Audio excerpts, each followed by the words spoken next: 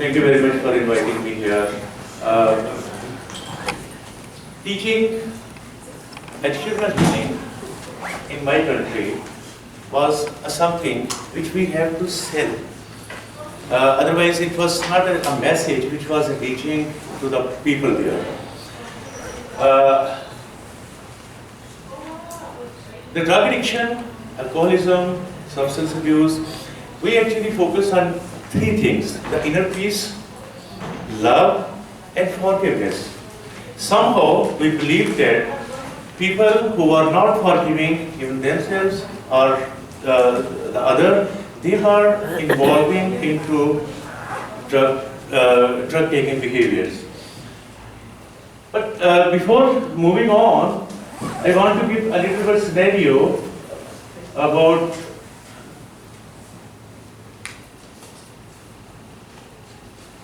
what the drugs are doing in that country. Being the neighbor to Afghanistan, we have a strong prevalence of drugs, easy availability, cheaper, and drugs are available in all the states, as we can say. Yeah, according to UNODC, we have 6.7 million people, and mostly they are the young people who are involved in drugs. When I was working with attitudinal healing and forgiveness particularly, somehow it is quite easy to forgive or forget in later stages of your life. But when the young people start forgiving, when young people are forgiving their past behaviors, forgiving their loved ones who are actually somehow harmed them, and they indulge into drugs, that was quite challenging for us to introduce AH to that population. We are the worst victim of drug abuse in South Asia, in my country, and most drugs are cannabis, opium, alcohol, or methamphetamines. These are the most of the drugs which are hitting the society there. In this case, though the traditional programs were going on, 12-step recovery programs are going on, the other treatment, the local methodology was also there, but the attitudinal healing actually created the impact which we were looking for. This program is having more prevalence of drugs. Okay, that's quite near to Afghanistan. That's why that province is severely hit by the drugs. The healthcare facilities are not as per international standards. In overall government sector, we are having 100 district hospitals, and each hospital is having 8 to 10 beds for drug addicts. And mostly they are providing unstructured treatment, no counseling, and there's no 12-step methodology, and only the symptomatic treatments are being provided. The 12-step program was already introduced in the country, but there are other programs as well. The craft model. Craft model is just a concept which was not sold in the country because of the education level there, and even the TC model was not as such creating any good results for it. At Nishan we have, the organization I am running for the last 15 years, we introduced attitudinal healing along with 12-step of recovery. And we conducted a pilot study for it. The 40 patients were enrolled, 20 in those were getting 12-step along with attitudinal healing principles, and 12 were just getting the traditional 12-step treatment program. And this is something which only introduced by my organization in the country, because I am taking this message of Jerry in the different parts of the country, and I will be sharing the future plans as well. Why we and how we Nishan we have incorporating attitudinal healing. For every therapist who enters into my organization has to go through attitudinal healing principles. they have to have a concept, a clear concept which they can deliver to the patients, deliver to the families of the patients. And then they have to arrange the sessions both on 12-step and attitudinal healing. They have to compare both the things. Like in the first step of recovery, we say, we admitted that we are powerless against drugs.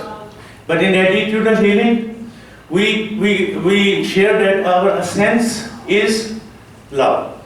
So we have the professionals at Nishant, they have to compare both the steps with each other, and then they have to convey this message to the clients as well. And not only the clients, and later stages of the treatment, we involve clients' families as well into 12 steps of 12 principles of attitudinal healing and 12 steps of recovery. And the purpose of involving the family is there, that the family must be having a message of forgiveness as well. Because somehow the people who are taking drugs, they have done so much harm to the family system that even if they quit the drugs, there are family members who don't forgive them, even who keep on taunting them about the drugs, and that this is one of the causes of reasons of relapse as well.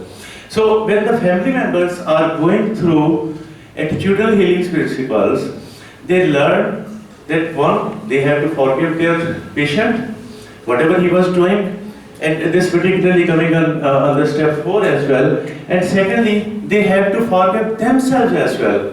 Because once they have forgiven themselves as well, and they have forgiven the past, when the client was doing all the bad things in the family, once the family has forgiven themselves, they have forgiven their client, then recovery process will go on.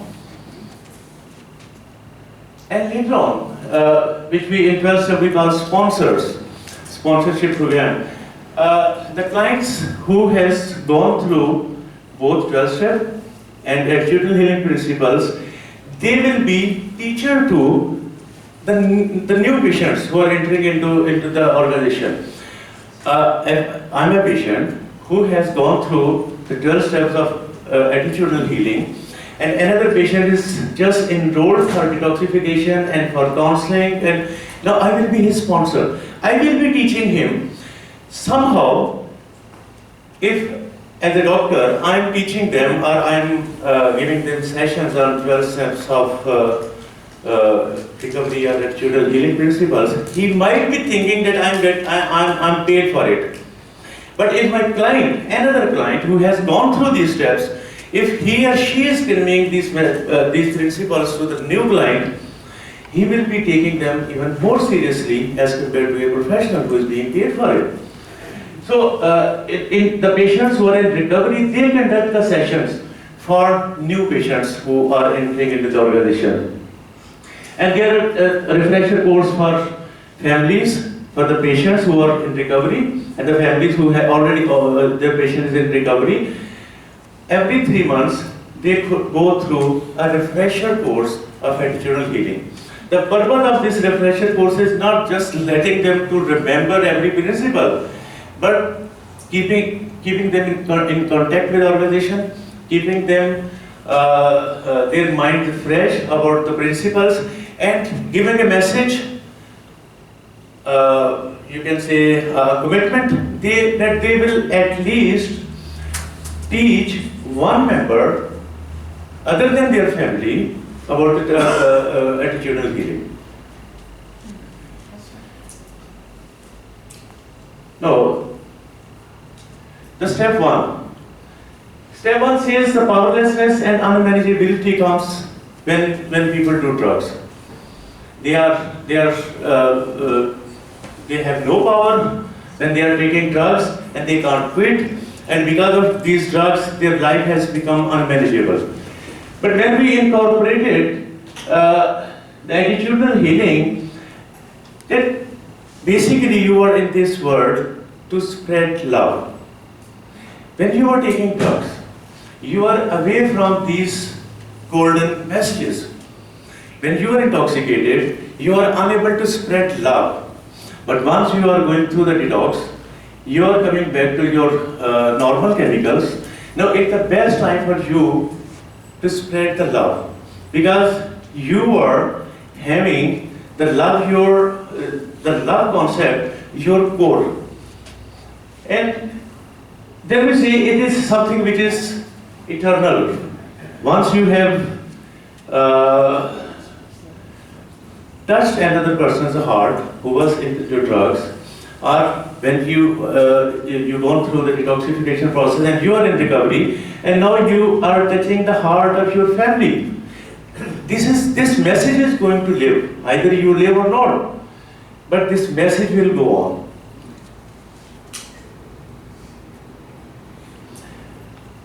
And when step 2 comes,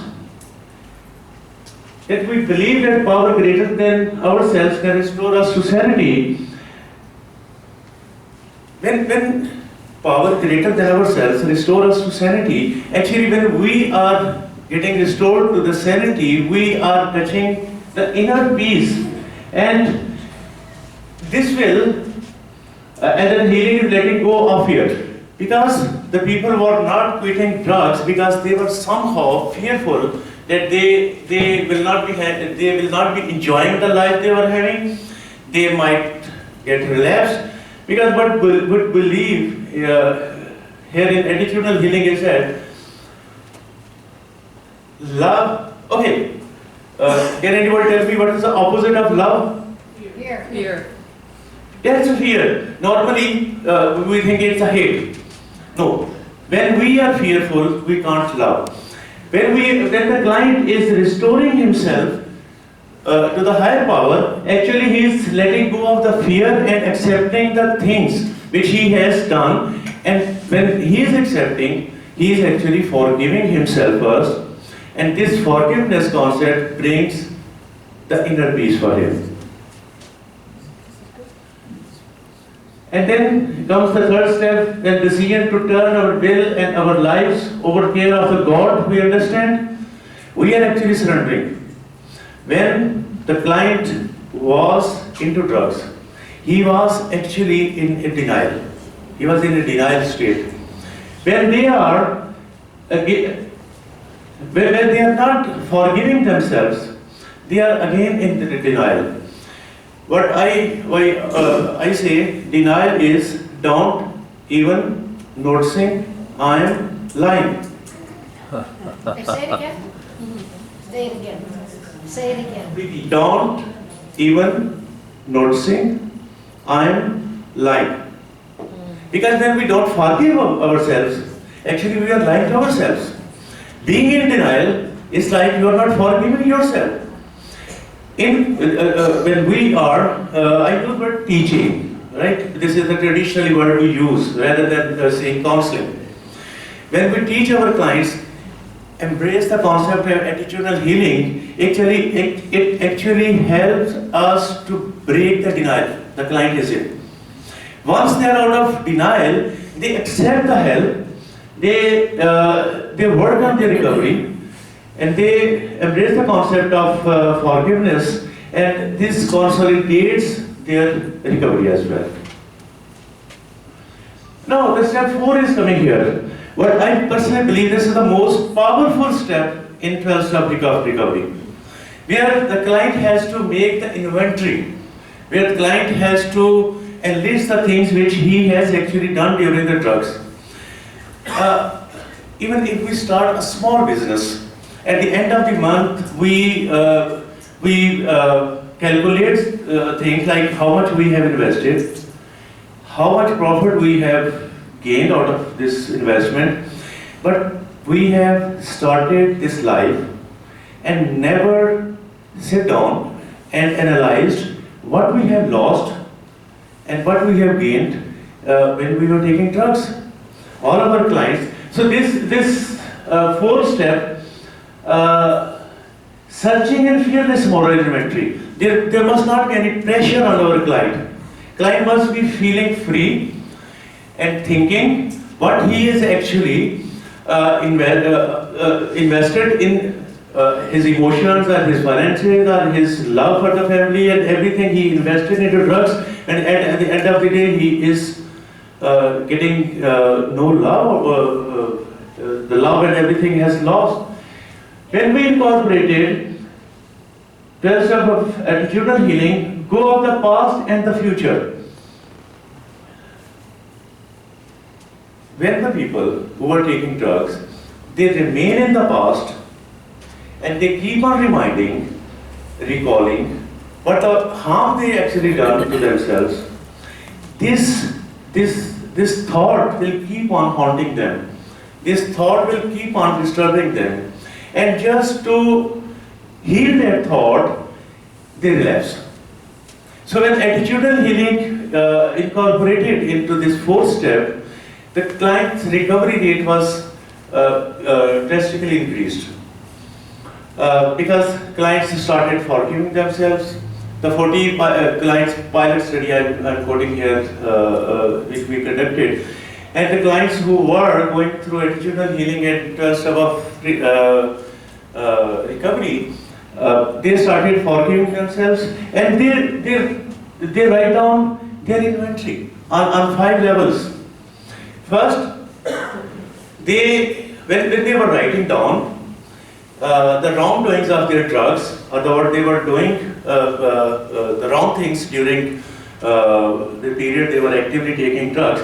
The first, they have to share the exact event which happened while they were taking drugs. For example, they verbally abused their loved ones. For example, first they have to share the event. Second, the emotions attached with that feeling. Right now, how you are feeling about that particular event. Thirdly, at what behavior you are engaged at that time. Just recalling that behavior and what behavior you are engaged. And fourth, the little thing you could have done to rectify the things which you were failed somehow to rectify. And the fifth is, now you are following on 12 steps of attitudinal healing. Now you can work on your forgiveness. Now you can work on the things which you have done in the past, and now you can heal your inner self and you can embrace the recovery again. So the fourth step of attitudinal healing, fourth step of recovery, actually the central point of all of these 12 steps. Okay, admitted to God, ourselves, and another human being the exact nature of our wrongdoings. In 12 step, we ask client to write down the things which, or you can admit the things which you have done, the wrong things you have done in the past during drug taking behaviors, and the exact nature of the things which you are doing, because people might be knowing something different about you, but you know about yourself what you are doing. And when we incorporated, now the only time there is, and each incident is forgiving. Right now, when you are writing down the exact nature of your wrongdoings, it's the best time just to forgive the things which you are doing in the past.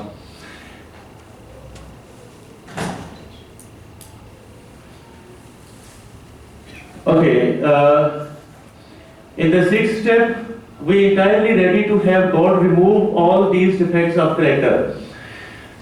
And in the sixth step of attitudinal healing, we can learn to love ourselves and others by forgiving rather than judging each other. On one side, 12 step advocates that we request God, we pray God to remove all the defects of our character. But attitudinal healing is focusing on forgiving rather than judging the other person who actually done the wrong with you. If we keep on working this step only, I'm not against 12 step, by the way. If we are just working on this step and asking God to remove everything, what if God has to remove Do we have to request him? We don't have to request God. This is his right, either he is to or not.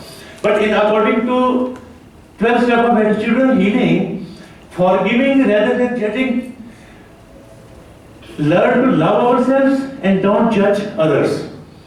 Love yourself first. In attitudinal healing, we have a choice. Either you do it or not. We give people choice.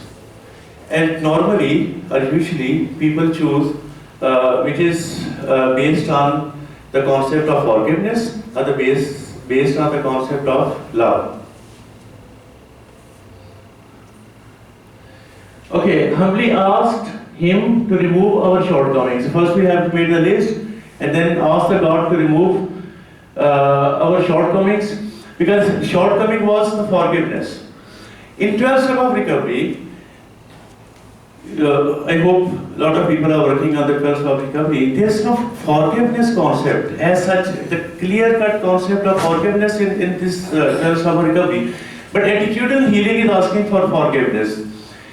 Here, on the 7th step, we are asking God to remove our shortcomings. But in attitudinal healing, love finders rather than the fault finders. Not only remove the shortcomings, but find the love finders, become the love finders. Whenever our clients who were actually going through the 12 step of attitudinal healing, 12 principles of attitudinal healing, they were spreading the message of love, because they were against, in my part of the world, we forcefully admit patients. Do you know this? Sometimes, if the client who is taking drugs is not willing for treatment, his family members actually ask treatment center to send few staff members to forcefully take him from home and get him admitted in the rehab center.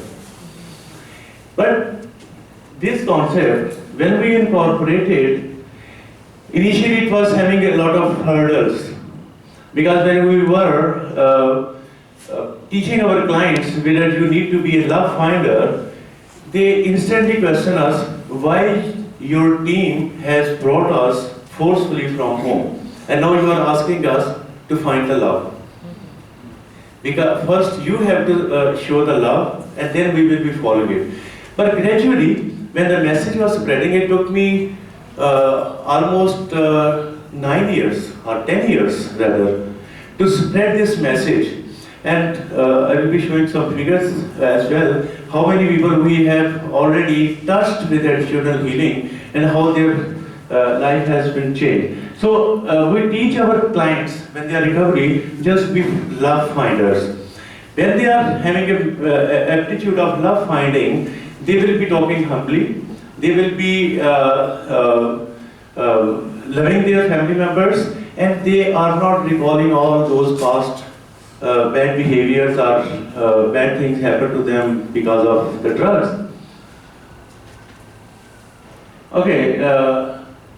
And now here in 8th step, made a list the persons we have harmed. The 12th step says, make a list, the people you have harmed, and make amendments to them all. In 12th step of recovery, made a list, the people we have harmed during our drug taking behavior, life or part when we are taking drugs.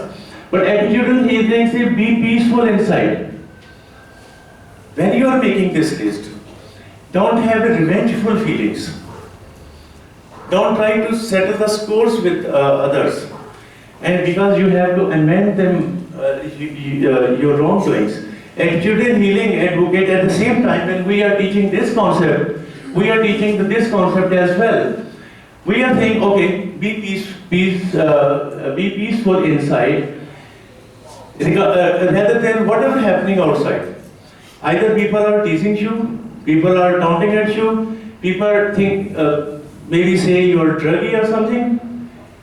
Remain peaceful, because once you are not peaceful, there are chances that you will get relapsed. When we are working on a list of all the attitudinal healing principles, this principle gives the insights to the client. where they decide themselves that they are not caring what townspeople are throwing at them, what tantrums they are showing, but they remain peaceful. This is a good saying of Gandhi, I guess, if I'm not wrong. No one can hurt us without our will. Okay, made a direct amend to people. 12 step of recovery says, make a list and directly amend with the people you have harmed. But there is this exception. Except when to do so would injure them or harm them. Because there are certain things which happen during drug taking behaviors, they can't be amended. If our client has harmed in such a way that it cannot be healed, it cannot be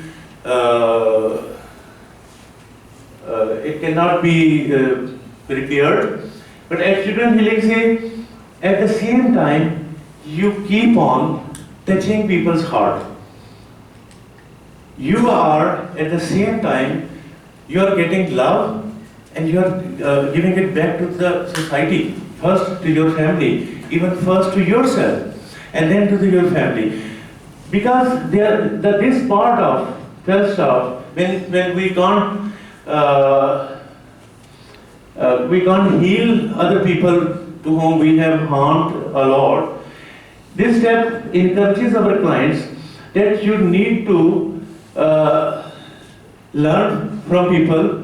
You need to learn the way they are having love in their life, how they are forgiving themselves, because once you are forgiving to yourself, you will be able to forgive to others as well. So you are student and teacher at the same time.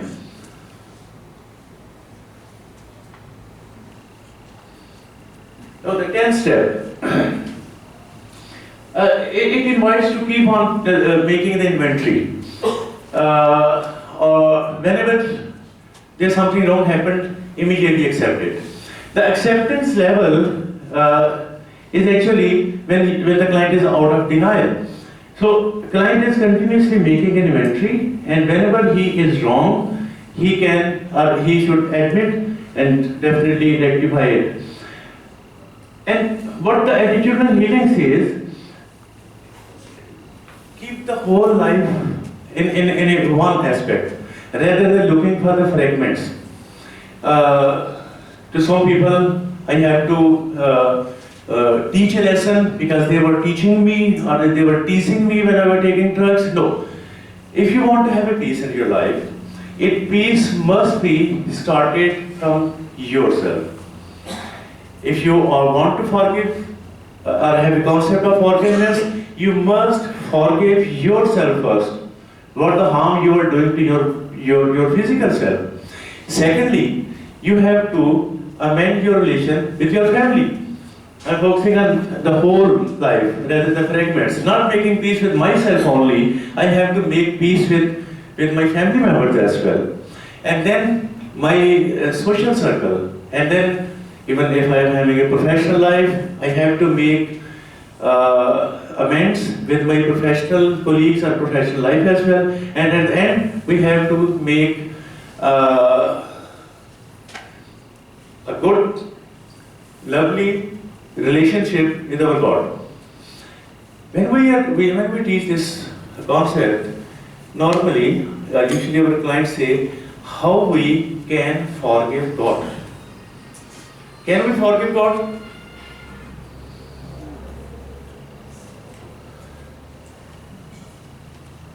Where is God, by the way? God is in the air. God, it might be here. It might be in your heart.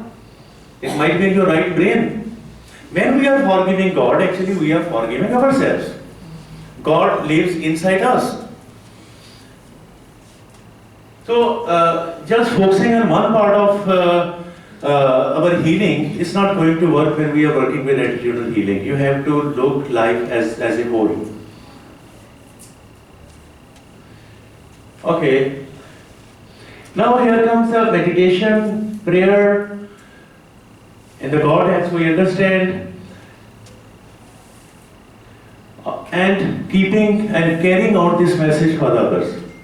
In 12 steps of recovery, the step 11 says we have to keep meditating. We have to the God as we understand, and we carry the goodwill message to others.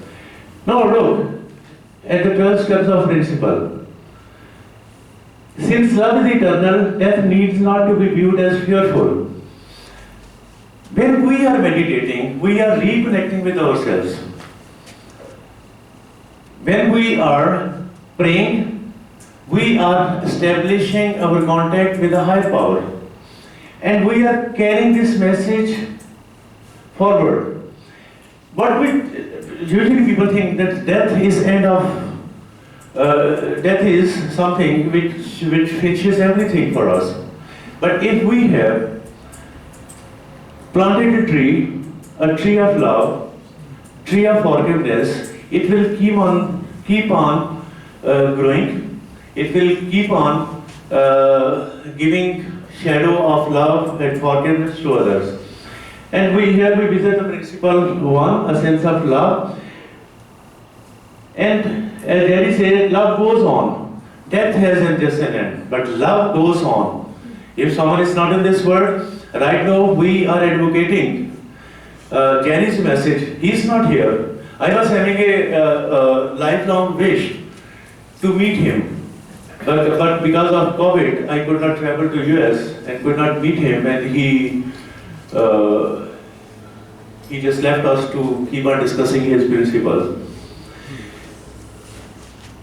He says, love goes on, even the person is no more here. Okay, 12th step of recovery. In here, the spiritual awakening. At the end of 12th step recovery, it says, or pray that we should, God grant us such a power where we are having spiritual awakening.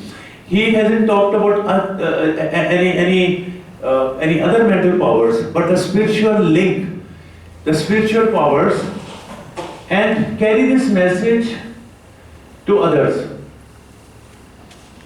so they can also practice on these principles.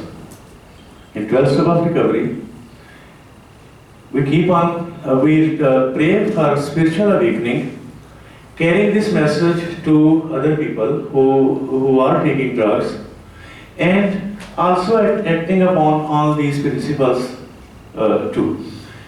In attitudinal healing, perceive others as either extended love or a fear, or as a fearful. It's called for help.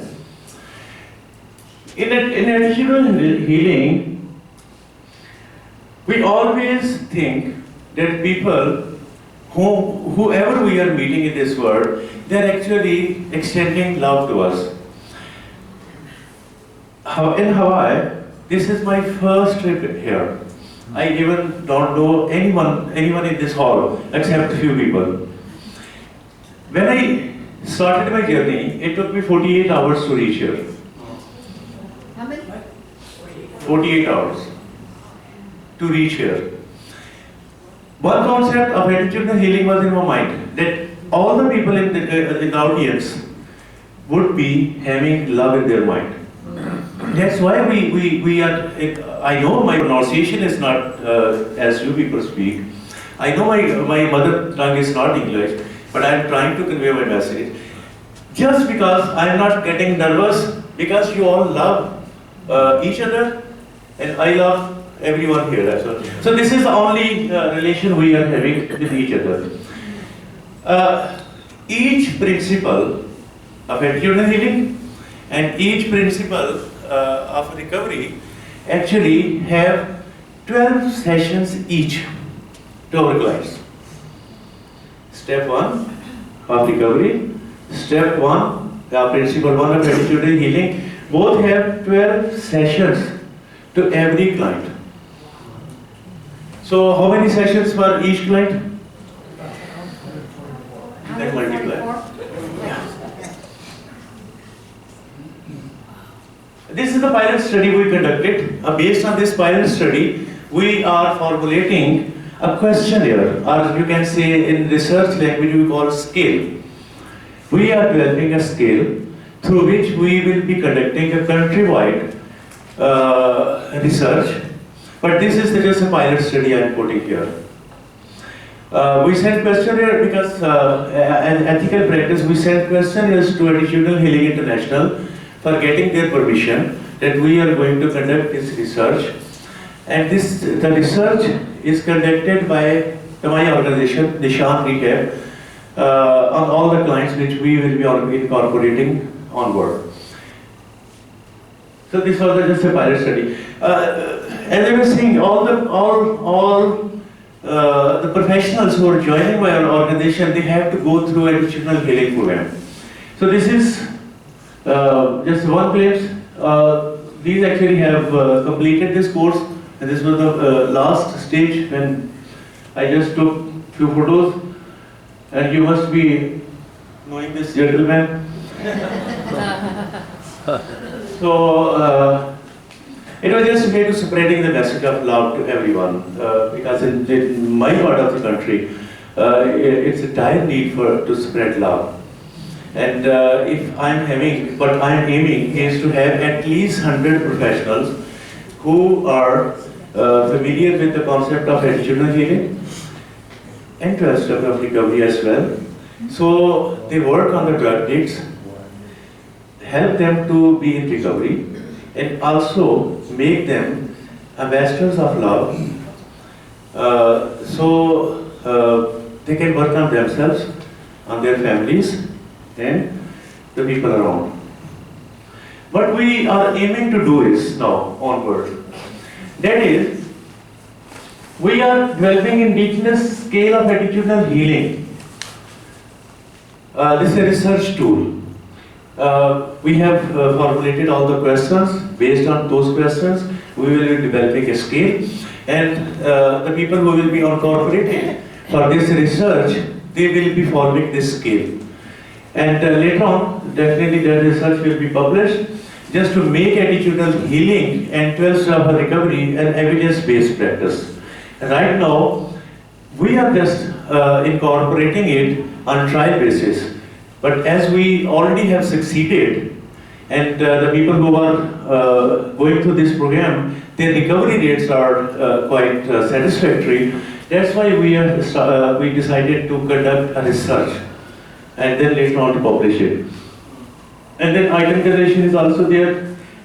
Again, we are developing a curriculum to train doctors, psychiatrists, psychologists, and other professionals about attitudinal healing.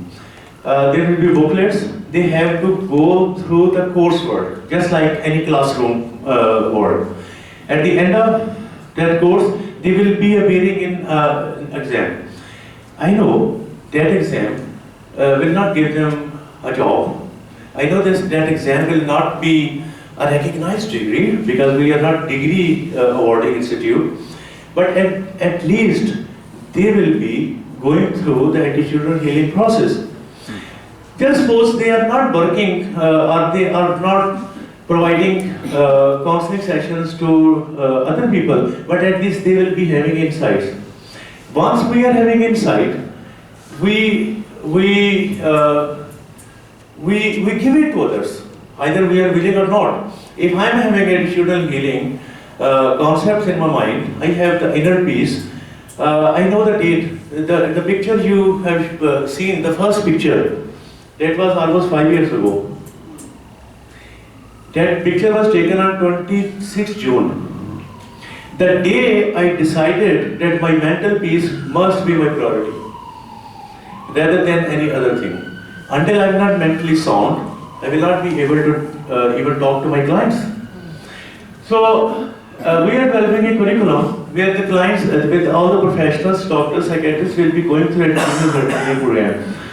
And we are translating AH principles in our local language. So the people who are unable to understand English, they will be able to grasp the concept of AH. So it was very important for social workers and professionals. Applying AH on patients other than SUDs, substance use disorder. Not only drug addicts, we are going to start this program when we are applying this concept of attitudinal healing on psychological disorders. I deliberately not mention the people who are suicide prone, who are just having negative thinking or want to finish their life. But they are included in other applying it on other than SUDs, the psychological disorders, and providing trainings to other professionals for AH. Thank you.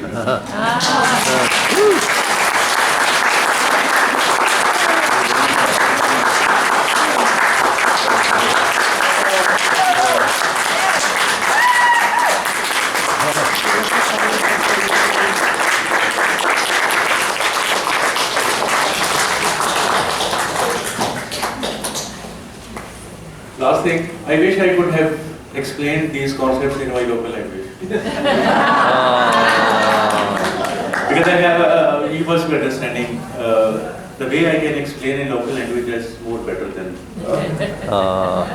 this is a disclaimer. It was excellent. It was excellent. Thank you for translating. Any questions, please?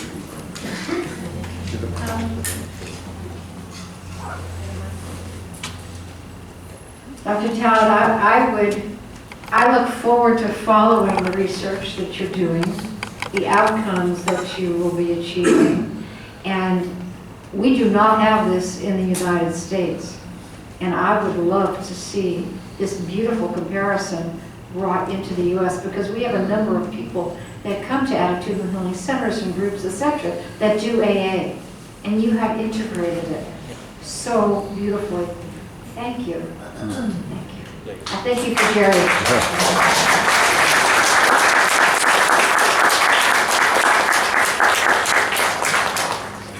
Sure.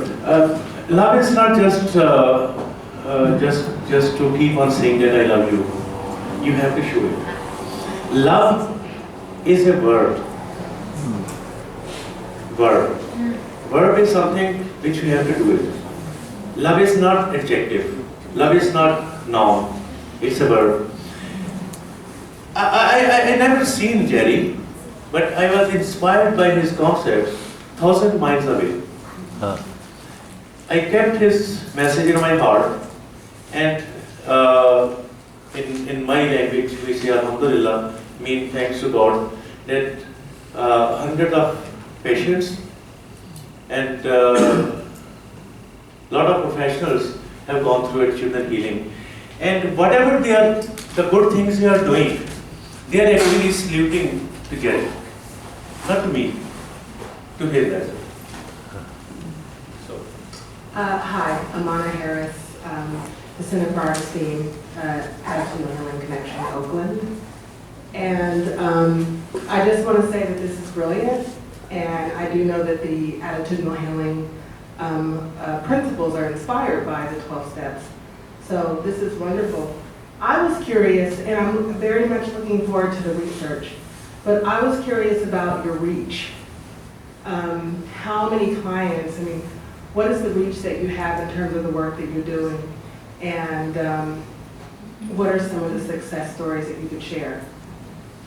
Thank you.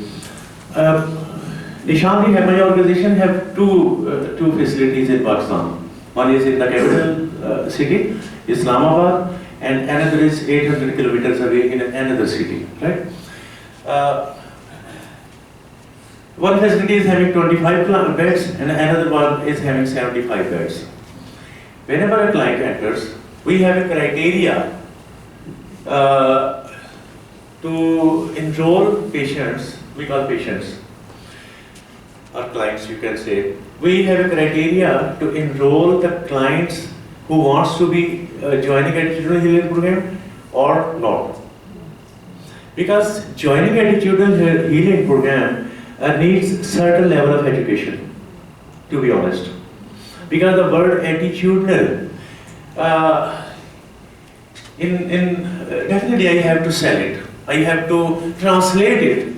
The word attitudinal healing have a very different sort of Urdu translation. We call it Islahe Ravaiya.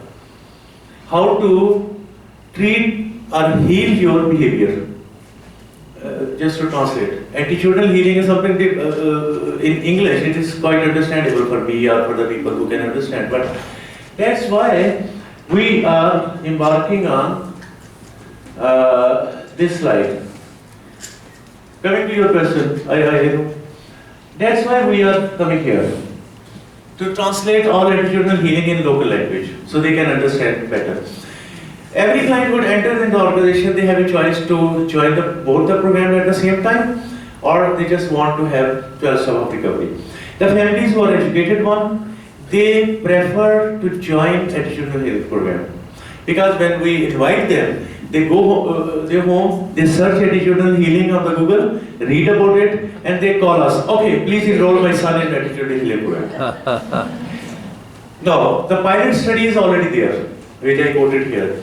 We enrolled 40 patients in first phase, and we were having a good recovery rate for the people who were having attitudinal healing program along with recovery. Now, we want to make attitudinal healing an evidence-based practice. The practice which has some evidences. First, the research will be completed. Then I will be presenting that research any forum. I will be giving them my research papers so they can go through it. And if they have, and I have to defend my research there. Because first I will share with the Attitudinal Healing International. First they approve and then we will be sharing another forum. Just to establish it as an evidence-based practice. Just like 12-step is evidence-based one. Therapeutic community is evidence-based one. Craft model is evidence-based one. But 12-step versus a 12-step along with 12 principle of attitudinal healing is not evidence-based at the moment. That's why we are working on it. And definitely we will we are hoping that we will be having good results about it. And one day you will be hearing that it has been registered as evidence-based practice.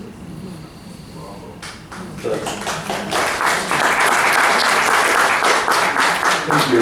Congratulations to Sarah and I are from the Attitudinal Healing Center in Guadalajara, Mexico. For the past 18 years, we have had a program that is called 120 Days Without Addictions at one of the penitentiary in Mexico. As a matter of fact, Diane and Jerry were there one time. Puente Grande is the name of the prison. And the program consists that the inmates voluntarily go to this program in a special pavilion of the prison, which fortunately has been getting better and better. Now they have a bakery and they have a car motor repair, for training the people. And of course, there is a concordance of three things in the program. The 12 steps, definitely, the attitudinal healing principles, and the Catholic, the religious part, our country is very Catholic, And we have got great results. They made one study some time ago, and the percentage of recovery was 70% with no returns. That's a great thing. But what I wanted to tell you is that as that much time that we have running this program, we have never done this direct relationship between the 12 principles and the 12 steps. I always said, and I told Jerry and Diane, that attitudinal healing principles were the backbone, for any kind of self-help group, whatever their orientation is, And but we want to congratulate you because this is going to help us a lot in our work, because knowing the direct relation, it is so simple, you know, sometimes you don't know, why didn't I do it, you know, it's so simple and so marvelous, you know, and Jerry would love that, right? yeah, he would love that. So simple. And so we were going back to Mexico now and introducing that into our work, you know, because I think it's going to be a lot of help for our program. And we thank you from the bottom of our hearts, and we hope we can keep in touch in enriching ourselves with our mutual programs. Thank you.